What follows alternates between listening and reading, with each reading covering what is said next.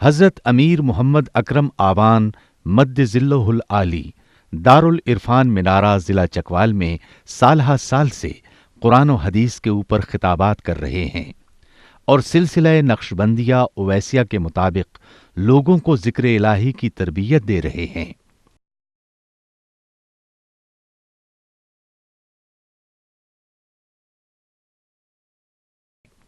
وہ قرآن پاک کی تفسیر ترتیب وار بیان کر رہے ہیں۔ تفسیر قرآن کو وہ موجودہ ملکی اور بین الاقوامی حالات کے مطابق بیان کرتے ہیں۔ موٹر وے سے کلر کہار کے انٹرچینج سے نکلتے ہوئے، کلر کہار کی جھیل سے ہوتے ہوئے میانی، بوچھال اور نورپور سے گزرتے ہوئے دارالعرفان منارہ پہنچ سکتے ہیں۔ حضرت امیر محمد اکرم آوان نے بچیوں اور بچوں کی دینی اور دنیاوی تعلیم کے لیے سقارہ اکیڈمی کے نام سے ایک درسگاہ بھی قائم کی ہے۔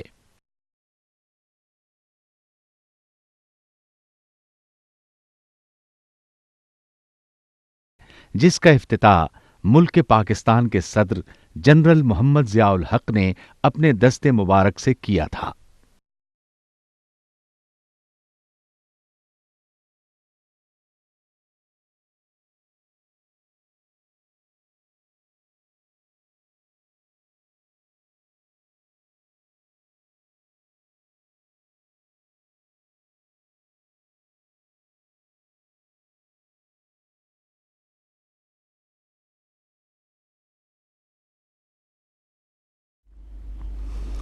الحمد للہ رب العالمین والصلاة والسلام علی حبیبہ محمد وآلہ وصحبہ اجمعین۔ اعوذ باللہ من الشیطان الرجیم، بسم اللہ الرحمن الرحیم۔ ثم افیدوا من حیث افاض الناس واستغفروا اللہ ان اللہ غفور رحیم۔ فَإِذَا قَضَيْتُم مَّنَاسِكَكُمْ فاذكروا اللَّهَ كذكركم آباءكم أو أشد ذكرا فمن الناس من يقول ربنا آتنا في الدنيا وما له في الآخرة من خلاق ومنهم من يقول ربنا آتنا في الدنيا حسنة وفي الآخرة حسنة وقنا عذاب النار أولئك لهم نصيب مما كسبوا والله سريع الحساب۔ واذکروا اللہ فی ایام معدودات فمن تعجل فی یومین فلا اثم علیہ ومن تأخر فلا اثم علیہ لمن اتقى واتقوا اللہ واعلموا انکم الیہ تحشرون۔ ومن الناس من یعجبک قولہ فی الحیاۃ الدنیا ویشہد اللہ علی ما فی قلبہ وہو ألد الخصام۔ وَإِذَا تَوَلَّى سَعَىٰ فِي الْأَرْضِ لِيُفْسِدَ فِيهَا وَيُهْلِكَ الْحَرْثَ وَالنَّسْلَ وَاللَّهُ لَا يُحِبُّ الْفَسَادَ۔ وَإِذَا قِيلَ لَهُ اتَّقِ اللَّهَ أَخَذَتْهُ الْعِزَّةُ بِالْإِثْمِ فَحَسْبُهُ جَهَنَّمُ وَلَبِئْسَ الْمِهَادُ۔ وَمِنَ النَّاسِ مَن يَشْرِي نَفْسَهُ ابْتِغَاءَ مَرْضَاتِ اللَّهِ واللہ رؤوف بالعباد۔ حج کا موضوع چل رہا ہے۔ سورہ بقرہ میں احکام حج ارشاد ہوئے اور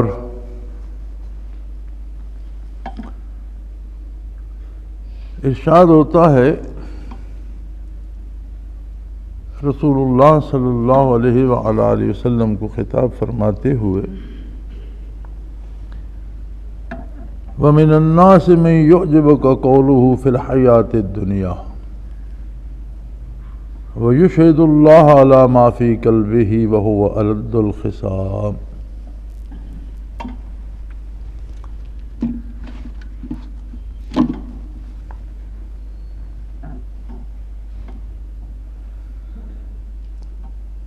دین اسلام در حقیقت ایک قلبی کیفیت کا نام ہے اور اس پر اس کا مدار ہے۔ اگر بندے کا دل نہ مانے، اس کی زبان مانتی رہے، بظاہر وہ نماز روزہ بھی کرتا رہے، اچھی باتیں بھی کرے، لیکن اللہ کے نزدیک اچھائی وہ اچھائی ہے جب وہ دل سے اللہ کی عظمت کا اقرار کرے، رسول اللہ صلی اللہ علیہ وسلم کی صداقت کا اقرار کرے، اور اللہ و اللہ کے رسول کی خوشنودی کے لیے اللہ و اللہ کے رسول کے احکام بجا لائے۔ تو یہ اسلام ہے، ایسا بندہ مسلمان ہے، اور اللہ کی رحمت وسیع ہے۔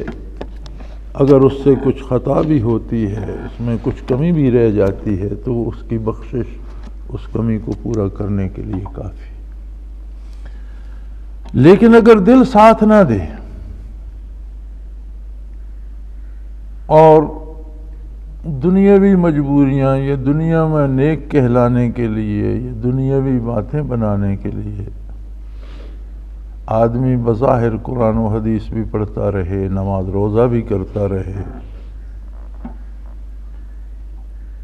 کبھی لوگوں کے ساتھ اس کے معاملات درست نہیں ہو پاتے، لین دین میں دیانتدار نہیں رہے گا، دوسروں کے لیے مصیبتیں کھڑی کرتا رہے گا، فساد پیدا کرتا رہے گا۔ یہ حج کے ساتھ اس لیے اسے جوڑ دیا گیا کہ حج ایک ایسی عبادت ہے، ایک دنیا میں ہوتا ہے، ایک طریقہ ہوتا ہے کہ کچھ دوائیں ایسی ہیں جو آخری طور پر دی جاتی ہیں کہ مریض بچ نہیں سکتا، تو ایک کوئی خاص ایسی دوا ہوتی ہے کہ جو اس کی جان بچانے کے لیے دی جاتی ہے، جسے زندگی بچانے والی دوا کہتے ہیں، لائف سیونگ ڈرگ۔ حج بھی اپنے طور پر ایک آخری علاج ہے، اور اتنا کامیاب علاج ہے کہ زندگی میں ایک بار ساری زندگی کو کامیابیوں سے ہمکنار کرنے کے لیے کافی ہے۔ اب اگر حج ادا کر کے بھی کسی کا دل نہیں بدلا تو پھر وہ لا علاج ہے، پھر وہ سمجھو مر جائے گا۔ اور موت جو مادی موت ہے، جس میں جسم بے حس ہو جاتا ہے، روح الگ ہو جاتی ہے، یہ موت نہیں ہے۔ حقیقی موت وہ ہے جس میں انسان گمراہ ہو جاتا ہے اور روح اور جسم اللہ کے عذاب اور اللہ کی ناراضگی کی نظر ہو جاتی ہے۔ کیونکہ موت ایک ہیبت ناک چیز ہے، موت کے نام سے ہر کوئی تھر تھر کانپتا ہے۔ یہ موت تو انبیاء علیہ السلام کو بھی آئی، یہ موت تو صالحین کو، شہداء کو، صالحین کو، نیک لوگوں کو بھی آئی، لیکن یہ موت نہیں ہے۔ نبی تو بہت عظمت ہے انبیاء علیہ السلام کی، اللہ کی راہ میں شہید ہونے والا بھی اس موت کو شکست دے دیتا ہے۔ قرآن کریم نے حکم دے دیا وَلَا تَقُولُوا لِمَن يُقْتَلُ فِي سَبِيلِ اللَّهِ أَمْوَاتٌ بَلْ أَحْيَاءٌ، جو لوگ اللہ کی راہ میں قتل ہوتے ہیں انہیں مردہ نہ کہو، وہ زندہ ہیں۔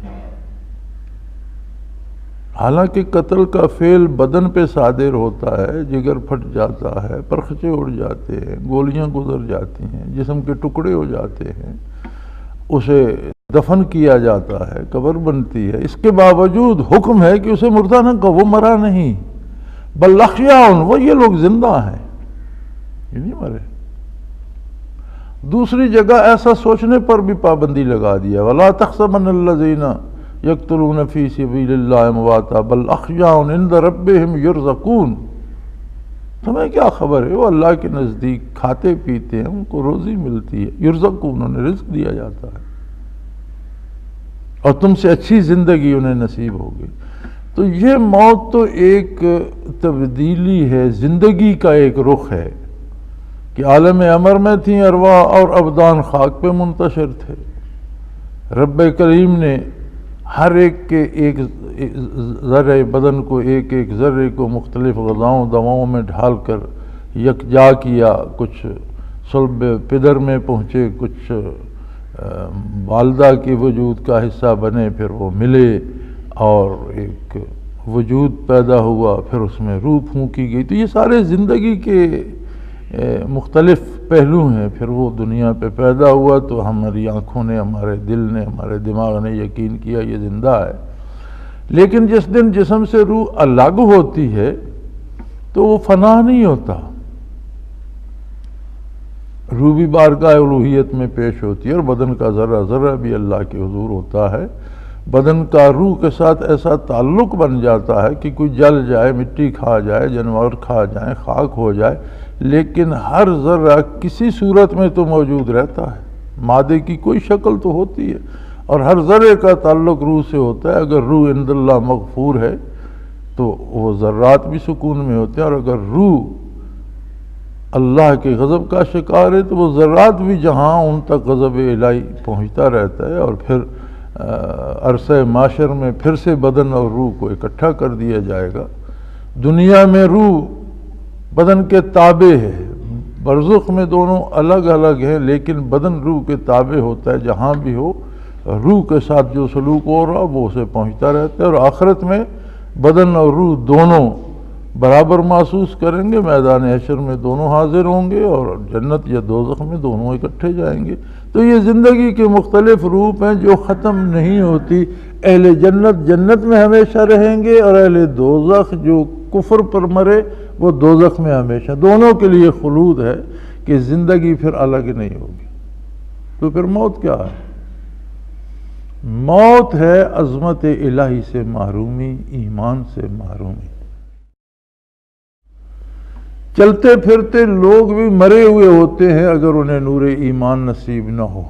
وَأَجْسَامُهُمْ قَبْلَ الْقُبُورِ قُبُورُ، ان کے جسم قبر میں جانے سے پہلے خود قبریں بن جاتی ہیں. روح کی لاش کو، روح کی میت کو اٹھائے ہوئے قبریں چلتی پھرتی ہوتی ہیں. تو اگر دل نے نہیں مانا، خرد نے کہہ بھی دیا لا الہ تو کیا حاصل؟ دل و نگاہ مسلمان ہی تو کچھ بھی نہیں. خرد کی عقل کی مجبوری ہے کہ اسے ایک ایسی طاقت کو ماننا پڑتا ہے جو سب سے اوپر اور اس کے اوپر کوئی نہیں، اور وہی اللہ کریم ہے. اس کو کس نے بنایا؟ فلاں نے. اس کو کس نے بنایا؟ اس کو کس نے بنایا؟ یہ سوال اخیر تک چلا جاتا ہے. آخر ایک ایسی ہستی آ جاتی ہے جس کا کوئی بنانے والا نہیں، وہ خود سب کو بنانے والا ہے. یہ مجبوراً ماننا پڑتا ہے ورنہ تسلسل لازم ہے. تو عقل نے کہہ بھی دیا کہ وہی بزرگ و برتر ہے اور عبادت کا مستحق ہے تو کچھ حاصل نہیں. ہاں دل و نگاہ مسلمان ہی تو کچھ بھی نہیں. دل بھی یہ بات قبول کرے، اور دل قبول کرے تو اس کا اثر نگاہ پہ آ جاتا ہے، اور نگاہ سارے اعمال کی رہنمائی کرتی ہے. اس کا مطلب ہے سارا کردار سدھر جاتا ہے. تو حج اس لیے ہے کہ آخرت کی شکل بنا کر دو انسلی چادروں میں لپٹ کر اللہ کے حضور جہاں محبت تجلیات ذاتی ہے، بیت اللہ ہے، ہر آن جس پہ تجلیات ذاتی متوجہ رہتی ہیں، وہاں اللہ کے حضور حاضر ہو کر وہ کہتے ہیں لبیک اللہم، اے میرے اللہ میں حاضر ہوں، میں تیرا بندہ ہوں، میں تیری عظمت کو تسلیم کرتا ہوں، میں تیری بڑائی بیان کرتا ہوں، میں تیرے نبی پر، تیری کتاب پر، ضروریات دین پر تہ دل سے ایمان لاتا ہوں. اگر یہ حاصل نہیں ہے تو پھر محض بھاگ دوڑ ہے. جیسے نماز میں بھی اگر ایمان قلبی نصیب نہیں ہے تو ایک ایکسرسائز ہے، بندہ اٹھتا بیٹھتا رہتا ہے، اس سے کیا ہوگا؟ تو فرمایا لوگ ایسے ہیں، بعض لوگ ایسے ہیں میں یعجبک قولہ فی الحیات الدنیا، بعض لوگ ایسے ہیں جو دنیا میں باتیں کر کے بندے کو حیران کر دیتے ہیں. اے میرے حبیب آپ کے سامنے بھی جب باتیں کریں گے تو بڑے جاں نثار لگیں گے اور بڑے پارسا نظر آئیں گے اور بڑی لمبی تقریریں کریں گے اور بڑے بلند دعوے کریں گے، لیکن اللہ گواہ ہے، اللہ جانتا ہے جو کچھ ان کے دلوں میں ہے.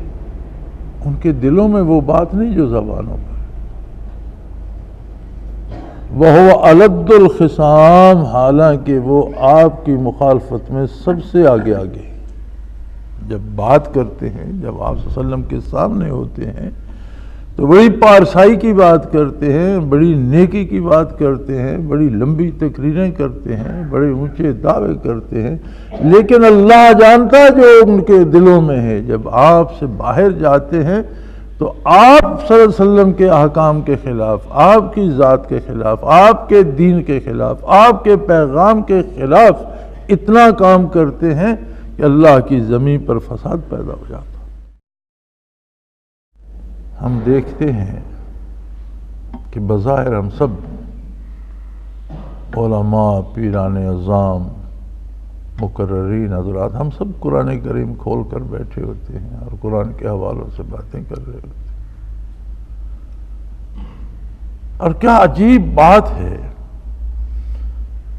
کہ ابتدائے اسلام میں نہ ٹی وی تھا، نہ ریڈیو تھا، نہ ٹیلی فون تھا، نہ اخبار چھپتے تھے، اور نہ کوئی بڑے جلسے ہوتے تھے، نہ لمبی تقریریں ہوتی تھی، سادہ سادہ باتیں ہوتی تھی، لیکن روئے زمین کو امن نصیب تھا۔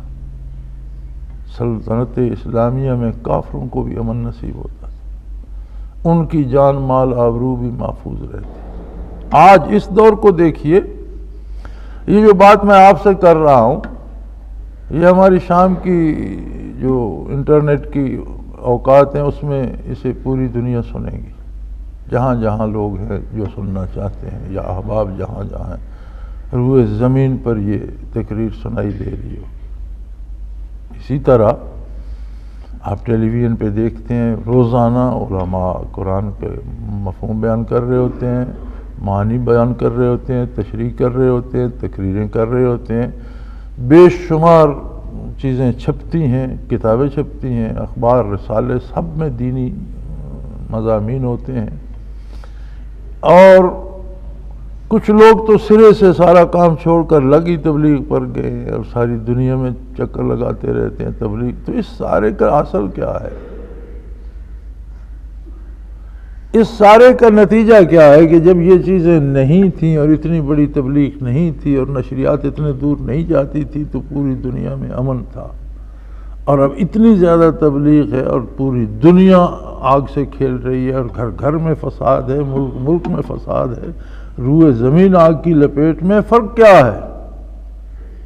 فرق یہ ہے کہ وہ جو چند کلمات ہوتے تھے وہ دل کی آواز ہوتی تھی، اور جو ہم کہتے ہیں یہ حلق سے اوپر کی آواز ہے، دل ساتھ نہیں رہے۔ آدمی کہتا کچھ اور ہے، چاہتا کچھ اور ہے، کہتا کچھ اور ہے، کرتا کچھ اور ہے۔ تو اس بات سے حج کے ساتھ آگاہ فرمایا گیا کہ میرے حبیب ایسے لوگ بھی ہوں گے جو ساری عبادتوں کر گزریں گے، حج بھی پڑھ لیں گے، سعی بھی کر لیں گے، طواف بھی ہو جائے گا، قربانیاں بھی کر دیں گے، لیکن یہ سب دنیا کو دکھانے کے لیے، نیک نامی حاصل کرنے کے لیے، حاجی صاحب کہلانے کے لیے ہوگا، ان کے دل نہیں بدلے۔ آپ باتیں کریں گے تو ایسا نظر آئے گا کہ یہ تو موتی لٹا رہے ہیں۔ وَمِنَ النَّاسِ مَن يُعْجِبُكَ، آپ کو حیران کر کے رکھ دیں گے، لیکن یہ سب دنیا کی حصول کے طریقے ہیں، دل سے نہیں کہہ رہے۔ اللہ گواہ ہے ایسے لوگوں پر جن کے دلوں میں کھوٹ ہے، وَهُوَ أَلَدُّ الْخِصَامِ، اور وہ آپ صلی اللہ علیہ وسلم کی مخالفت میں بھی سب سے آگے آگے۔ آپ کے عہد مبارک میں آپ کی مخالفت کیا تھی صلی اللہ علیہ وسلم؟ آپ کے پیغام کی مخالفت، آپ کے ارشادات کی مخالفت، آپ کی سنت کی مخالفت۔ آج بھی نبوت محمد الرسول صلی اللہ علیہ وسلم کی ہے، آج بھی نبی آپ ہیں، قیامت تک نبوت آپ کی ہے، قیامت تک آپ کی سنت کی مخالفت، آپ کے پیغام کی مخالفت، آپ صلی اللہ علیہ وسلم کی مخالفت ہے۔ فرمایا جب میدان عمل میں جاتے ہیں تو آپ کی مخالفت کرتے ہیں۔ وَإِذَا تَوَلَّى سَعَىٰ فِي الْأَرْضِ لِيُفْسِدَ فِيهَا، وَيُهْلِكَ الْحَرْثَ وَالنَّسْلَ، اور جب باہر جاتے ہیں، جب واپس جاتے ہیں تو روئے زمین پر فساد پھیلا دیتے ہیں، اور لوگوں کے فصل، لوگوں کی نسل، لوگوں کے جانور، ہر چیز کی تباہی کا سبب بنتے ہیں۔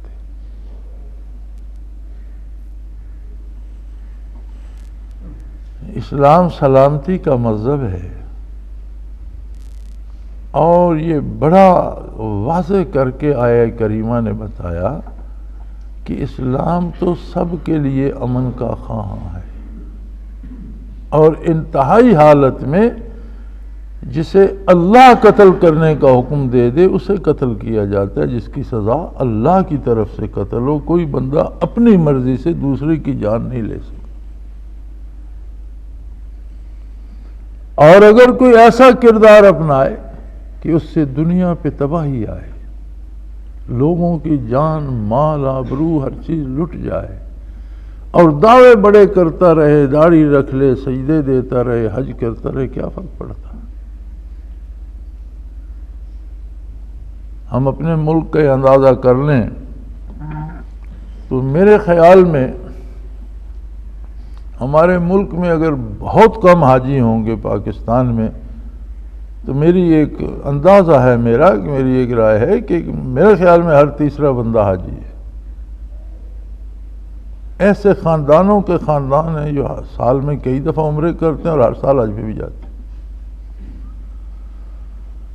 اور 47 سے لے کر آزادی سے لے کر اب تک جو 65 برس گزرے ہیں، ہر سال لاکھوں لوگ حج پہ جاتے ہیں۔ 65 لاکھ حاجی تو کم از کم اگر 1 لاکھ بھی شمار کریں تو یہ ہو گئے، اور عمرہ بھی تو حج ہے، جتنے لوگ عمرے پہ جاتے ہیں ان کو شمار کریں تو میرے خیال میں ہر تیسرا بندہ حاجی نکل آئے گا۔ لیکن کیا لوگوں کا مزاج بدلا، لوگوں کا کردار بدلا، لوگوں کی تعلیمات اور لوگوں کے اس میں عمل میں کوئی فرق پڑا؟ اگر نہیں پڑا تو اس کا مطلب ہے اس نے حج نہیں کیا۔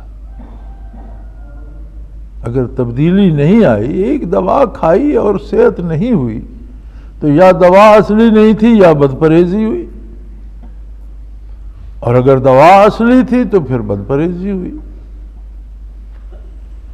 تو فرمایا بات یہ ہے کہ آدمی جب اللہ کے حضور پیش ہو اور حج جیسی سعادت سے بہرہ ہو تو اس کا دل صاف ہو جانا چاہیے، عظمت الہی اس پہ ثبت ہو جانی چاہیے، صداقت پیغمبر اس کا حصہ بن جانی چاہیے، اور باقی زندگی اسے اللہ اللہ کے رسول کے دین کو پھیلانے میں اور نیکی کو پھیلانے میں، امن کو پھیلانے میں بسر کرنی چاہیے۔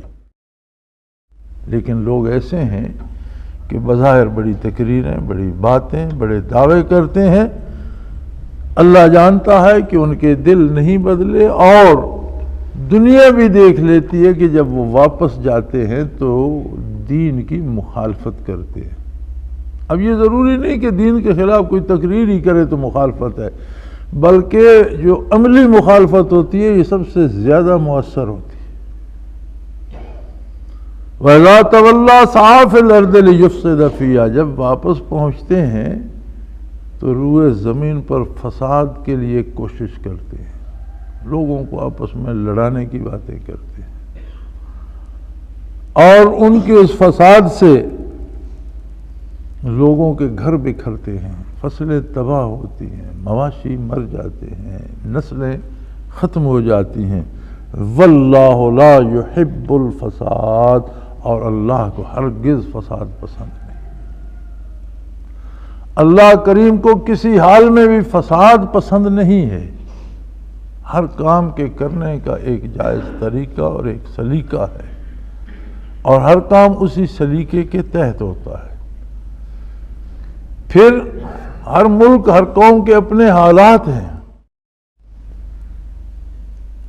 اب بھلا اگر افغان لڑ رہے ہیں اور ہم کہتے ہیں کہ جی ان پر غیر ملکی مسلط ہو گئے اور اس کے خلاف وہ لڑ رہے ہیں، کشمیری لڑ رہے ہیں، ہم کہتے ہیں جی ان ہندوؤں نے زبردستی ان پر قبضہ جما رکھا ہے، وہ ان کے خلاف لڑ رہے ہیں، عراق لڑ رہے ہیں، ہم کہتے ہیں جی باہر والے آ کر امریکہ وغیرہ اور دوسری فوجیں ان پر قابض ہو گئیں اور ان کی آزادی چھین لی، ان کا ملک تباہ کر دیا، وہ ان کے خلاف لڑ رہے ہیں۔ یہ جو پاکستان میں روز دھماکے ہوتے ہیں، یہ کس کے خلاف ہو رہے ہیں؟ یہاں کون سی باہر کی طاقت آ گئی؟ حکمران بھی مسلمان ہیں، صدر سے لے کر وزیر اعظم تک، وزراء تک، وہ بھی یہی کلمہ پڑھتے ہیں، وہ بھی یہی نماز پڑھتے ہیں۔ چلو کوئی ان سے زیادہ پارسا ہوگا، وہ کم پارسا ہوں گے، لیکن مسلمان تو ہیں، غیر ملکی بھی نہیں ہیں۔ تو پھر یہاں مساجد میں بھی دھماکے کیوں ہو رہے ہیں؟ عبادت گاہوں پہ بھی گولیاں کیوں چل رہی ہیں؟ بازاروں میں لوگ کیوں قتل ہو رہے ہیں؟ کون قتل کر رہا ہے؟ یہاں کون سی غیر ملکی طاقت آ گئی جو لوگوں کو قتل کر رہی ہے؟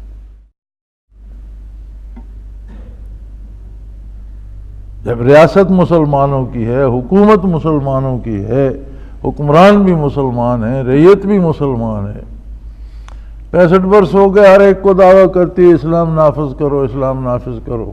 چلو الحمدللہ کسی وجہ سے ہوا، اللہ قبول کرے تو اس میں ہماری بھی ادنا سی کوشش کو دخل ہے کہ بلا سودی بینکاری شروع تو ہو گئی۔ کتنے مسلمان ہیں جنہوں نے سود لینا چھوڑ دیا اور بلا سودی بینکاری میں چلے گئے؟ اب بھی اکثریت سود پر ہے،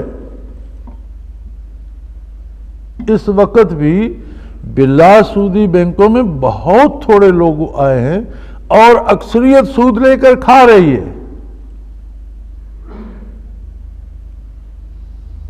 بظاہر سارے کہتے ہیں اسلام اسلام اسلام، میں نے دیکھا ہے بڑے بڑے پارسا تبلیغی جماعت کے ارکان سود پہ گزارا کر رہے ہیں، کھا رہے ہیں، مزے کر رہے ہیں۔ بظاہر بڑے بڑے پارسا بنے ہوئے، بڑی بڑی باتیں کرتے ہیں، تہجد اور اشراق اور اوابین بھی نہیں قضا ہونے دیتے، سجدے پہ سجدہ کیے جا رہے ہیں، لیکن جب دولت کی بات آتی ہے، پیسے کی بات آتی ہے تو کہتے ہیں جی کیا کریں جی، بس یہ مجبوری ہے۔ یہ حرام کھانے کی کون سی مجبوری ہے کہ ساری زندگی بندہ حرام کھاتا رہے؟ یہ مجبوری ہے؟ اللہ نے تو حکم دیا جو سود نہیں چھوڑتا اسے اللہ اور اللہ کے رسول کے ساتھ جنگ کے لیے تیار رہنا چاہیے، اعلان جنگ ہے اس کے خلاف۔ تو یہ بات ہو رہی ہے یہاں، ایسا کیوں ہوتا ہے کہ لوگ سجدے پہ سجدے دیتے ہیں، لوگ حج پڑھتے ہیں، لوگ قربانیاں کرتے ہیں، روزے رکھتے ہیں، لیکن دنیا میں آتے ہیں تو پھر حرام کھانے سے، جھوٹ بولنے سے، قتل کرنے سے، برائی سے باز نہیں آتے؟ اس کی وجہ یہ ہے کہ دل میں ایمان نہیں ہوتا۔ اگر دل میں نور ایمان ہو تو کردار تب جا کر سدھرتا ہے، ورنہ محض اچھی باتیں کرنے سے اور بڑی بڑی باتیں کرنے سے انسان بدل نہیں جاتا۔ تو اس کی طرف اشارہ فرمایا جا رہا ہے کہ ایسے لوگ جن کے قلوب درست نہ ہوں، ان کی کوئی بھی ادا قابل اعتبار نہیں ہوتی، بظاہر بڑے خوش بیان ہوتے ہیں لیکن ان کے دلوں میں فساد ہوتا ہے، وہ الد الخصام، اور ایسے لوگ سب سے زیادہ دین کا نقصان کرنے والے اور محمد رسول اللہ صلی اللہ علیہ وسلم کی مخالفت کرنے والے سب سے بڑے مخالف وہ ہیں جو بظاہر نیکوکار بنتے ہیں لیکن عملاً اسلام کی مخالفت کرتے ہیں۔ عمل ان کا سارا خلاف شریعت ہوتا ہے اور باتوں میں وہ بڑے باشریعت نظر آتے ہیں۔ ان کا کردار لوگوں کی تباہی کا سبب بنتا ہے اور اللہ فساد کو پسند نہیں فرماتے۔ اور پھر ایسی اکڑ ان میں آ جاتی ہے، وَإِذَا قِيلَ لَهُ اتَّقِ اللَّهَ، جب انہیں کہا جائے یار کچھ تو خدا کا خوف کرو، کچھ تو حیا کرو، کم از کم تم تو سود نہ کھاؤ، کم از کم تم تو فساد کی بات نہ کرو، تم تو کسی کو مارنے مروانے اور قتل کی اور باتیں نہ کرو، تم تو دنیا میں امن قائم کرنے کی بات کرو، تم تو بھلی بات کرو۔ اخذت العزہ، اسے غصہ آ جاتا ہے، وہ کہتا ہے میں اور کروں گا، تو میرا کیا کر لے گا؟ یعنی لوگ ایسے ہوتے ہیں، اتنے بگڑ جاتے ہیں کہ اگر کوئی انہیں اللہ کا واسطہ دے، روکنے کی کوشش کرے، وَإِذَا قِيلَ لَهُ اتَّقِ اللَّهَ أَخَذَتْهُ الْعِزَّةُ بِالْإِثْمِ، تو ایسے لوگ گناہ پر اور دلیر ہو جاتے ہیں کہ تو میرا کیا بگاڑ لے گا، میں ایسا ہی کروں گا۔ فرمایا فَحَسْبُهُ جہنم، ایسے لوگوں کو دوزخ کافی۔ ان کا جواب جہنم ہے، وَلَبِئْسَ الْمِہَادُ، اور انہیں پتہ چل جائے گا وہاں پہنچیں گے کہ کتنی بری جگہ ہے جہنم اور کتنی تکلیف دہ جگہ ہے۔ تو میرے بھائی، قرآن حکیم کا مقصد محض باتیں کرنا نہیں ہے، انسان کی اصلاح کرنا اور اسے اللہ کی ناراضگی سے بچانا ہے، اور یہ زندگی کے ہر پہلو کو اس خوبصورتی سے زیر بحث لاتا ہے کہ آدمی کو کوئی غلط فہمی نہیں رہتی۔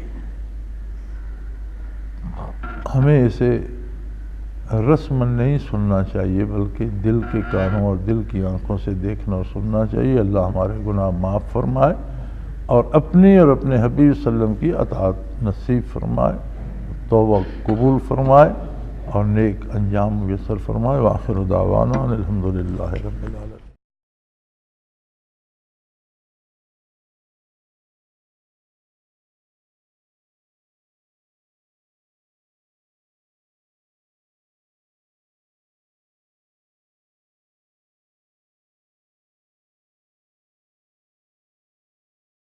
وہ تمام احباب جو اسلام کی طلب رکھتے ہیں، ان سے گزارش ہے کہ دارالعرفان منارہ ضلع چکوال میں امیر محمد اکرم آوان صاحب کے خطابات سے مستفید ہوں۔